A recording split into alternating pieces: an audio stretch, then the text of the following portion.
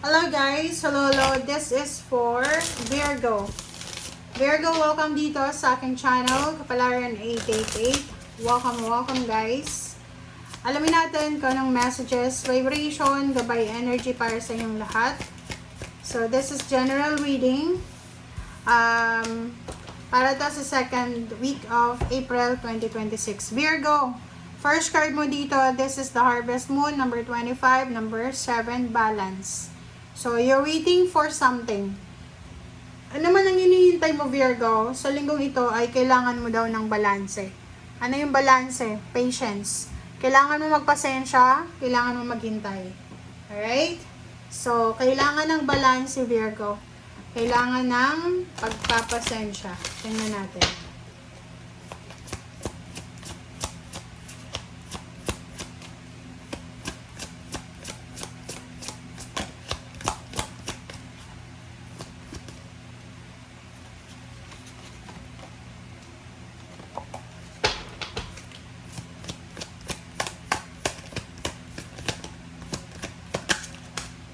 Okay, pride.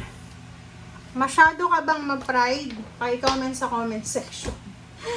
Sinasabi ng bara sa'yo dito, Virgo, na napaka-importante daw ng balanse. So, kung ikaw ay Virgo na mag-pride, kailangan mo ng balanse dyan sa pride mo na yan. Okay?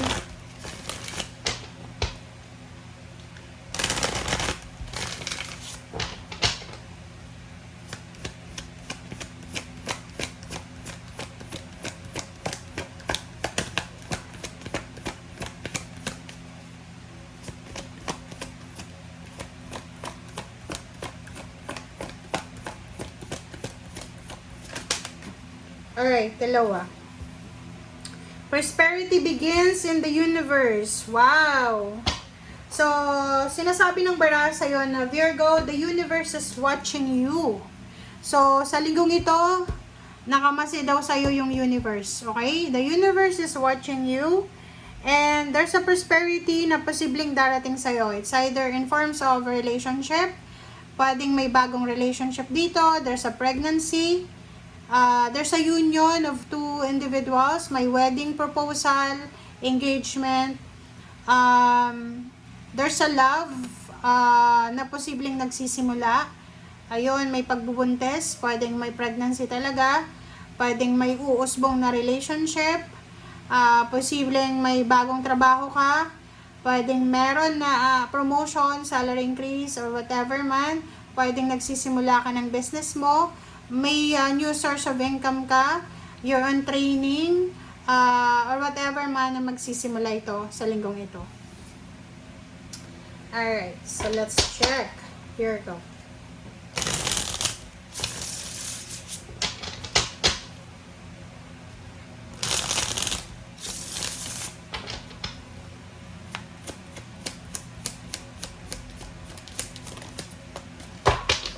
Alright. Okay, first card natin is Nine of Cups. Second is Ace of Pentacles. Next is the Wheel of Fortune. And the next is the Hangman. This is for Virgo, guys, ha. Sa ilalim mo, there's the World. Ten of Cups, so 10, Chariot, Queen of Pentacles, King of Cups, and Six of Swords, and Eight of Cups, Ace of Cups. So, sinasabi ng bara sa'yo dito na the victory and success is always here. Parang nakaano na siya, anong tawag doon? Nakatanim na siya sa paligid mo, yung victory and success. Sinasabi ng bara sa'yo na yung emotional dreams mo, there's a parang like for example, nangangarap kang magkaroon ng anak. Pwedeng there's a pregnancy, possible na new love life, there's a wedding, there's a relationship na pwedeng magsimula, pwedeng bibili ka ng sasakyan, pwedeng, like, kasi this one is a family to eh. So, like for example, ikaw nasa Pilipinas ka, single ka, and posibleng kung naghahanap ka ng relationship na ibang lahi, posible ito pwedeng ikaw ay dalhin ng taong yan sa kanyang bansa. So, you will be traveling or you will buy a plane ticket or pwedeng bibili ka ng sasakyan. You will have the opportunity na makapagtrabaho sa ibang bansa, maging masaya, makapag-travel, magle-level up ka eh. Diba? So, nakikita mo yan. Sabi sa'yo dito ng baraha, Virgo, na there's so much parang opportunities na nakatanim sa paligid mo. Okay? Alright, Nine of Cups and Ace of Pentacles, Wheel of Fortune, and Hangman. So, sinasabi ng baraha sa'yo, yung iba, this one is not for everybody, for everyone. Pero yung iba dito pwedeng maka-resonate. Sinasabi ng baraha na may mga financial changes and emotional changes na posibleng minamanifest ka na pwedeng hindi siya matuloy sa linggong ito. Or posible the other way around na may isa kang plano or isa kang minamanifest na trabaho or minamanifest na negosyo or relationship na posibleng darating sa'yo. So, maybe nasa long distance relationship ka and then magkikita na kayo ng karelasyon mo na galing ibang bansa. Or minamanifest mo yung promotion or minamanifest mo itong company na to. Sinasabi ng baraha, the universe is turning in favor sa'yo. Lahat ng na-delay ay posibleng makuha mo na ngayon or the other way around, kung ano mang hinihintay mo ay pwedeng hindi dumating. Alright, let's check.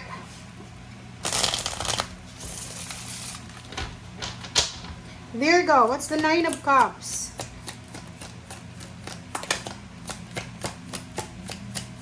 Ang possible dito na darating is love life talaga. Diba?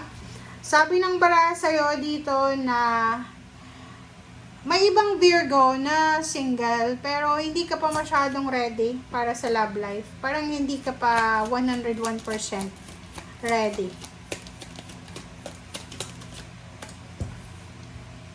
Okay, King of Pentacles. So, yun. Sinasabi ng baraha sa'yo dito, Virgo, na meron sa inyo dito, it's either you will sign a new contract, you will sign a new agreement sa trabaho, negosyo, or whatever man na pwedeng involve ay pera. And nakikita ko sa'yo dito, pwedeng promotion, salary increase, higher position, or pwedeng relocation siya. Several choices and options. So, nakikita natin dito na bibigyan ka daw ng pagkakataon ng universe na magkaroon ng maraming choices and options. So, hindi ka mahihirapan kasi kahit anong piliin mo, lahat yan ay pwedeng magbigay sa'yo ng victory and success. Kumbaga, you have several choices and options para mabago yung takbo ng buhay mo. Alright, last card natin, Hangman. So, Hermit. So, yun, sabi ng baraha sa'yo, halimbawa lang, Virgo, na hindi matuloy kung ano man na pinaplano mo sa linggong ito. Sinasabi ng baraha na okay lang yan.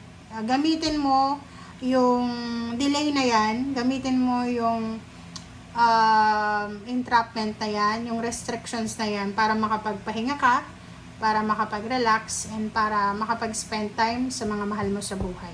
Or magawa mo yung mga bagay-bagay na hindi mo magawa, it's because busy ka sa trabaho. So, it's either pwede kang mawala ng trabaho, magbakasyon, ganyan-ganito. So, sabi ng baraha, gamitin mo yan para makapagpahinga. Okay? Thank you guys. Bye!